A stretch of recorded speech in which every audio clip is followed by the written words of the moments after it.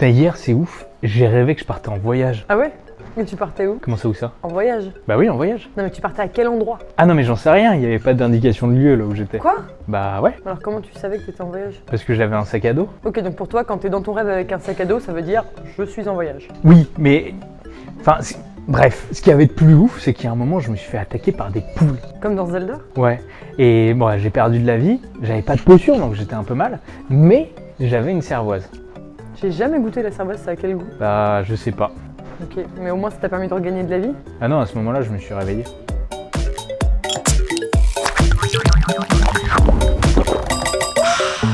Partout à Tis! Et oui, la cervoise s'est démocratisée grâce à Uderzo et Goscinny. Du coup, la question qu'on s'est posée, c'est quoi la cervoise? Connue des amateurs de bande dessinée et démocratisée grâce aux aventures d'Astérix et Obélix, la cervoise a-t-elle vraiment existé? Était-ce de la bière? Alors oui, la cervoise a existé et c'est même l'ancêtre de la bière. Pour les Romains, qui eux préféraient le vin, la bière était une boisson de barbares. Ils vont même la nommer Cerevisiae. Professeur Chan! Cervesia en gaulois et Servicia en latin. Serviciae en gros voudrait dire vin de la déesse Cérès. La déesse Cérès fait partie de la mythologie romaine. C'est la déesse de la fécondité, de l'agriculture et de la moisson. Les céréales étaient aussi la composante principale avec l'eau. Du coup, cette Cérès était bien nommée pour représenter cette boisson. Serviciae, le mot va évoluer pour devenir la cerveza dans la péninsule ibérique, l'actuelle Espagne. Et chez les Gaulois et avec le temps surtout, cervoise. Merci, professeur. Cette boisson était brassée avec de l'eau, du froment et des herbes aromatiques. Un petit peu comme le gruit. Et le gruit, si vous voulez en savoir plus, je vous conseille de regarder notre épisode sur c'est quoi le houblon. Et donc la différence est là. La cervoise ne contient pas l'ingrédient principal de 80% des bières d'aujourd'hui, le houblon.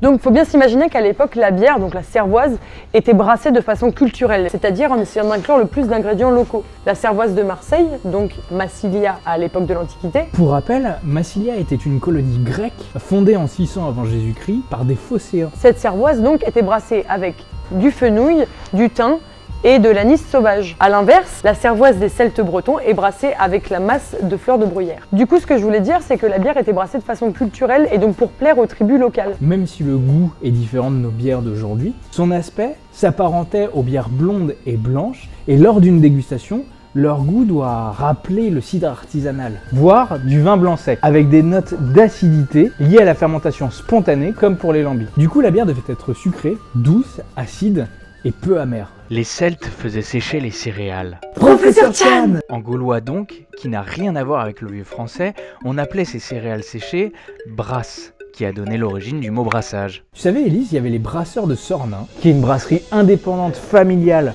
située dans le Loir. Si leur site internet est toujours à jour, ils produisent une bière qui se nomme la cervoise de Bibracte. Et tu sais pourquoi ils l'appellent comme ça? Bibracte en Bourgogne? Tu y es presque, ils la brassent pour le site archéologique gaulois de Bibracte. Et qui dit site archéologique dit musée, restaurant, journée cool. J'aimerais tellement faire un saut dans le passé, à l'époque gallo-romaine, pour voir à quoi ça ressemblait. Ouais bah ils ont pas encore inventé la bière, hein. 88 miles à l'heure et toi tu vas pouvoir continuer à nous faire tes rêves chelous avec des poules agressives.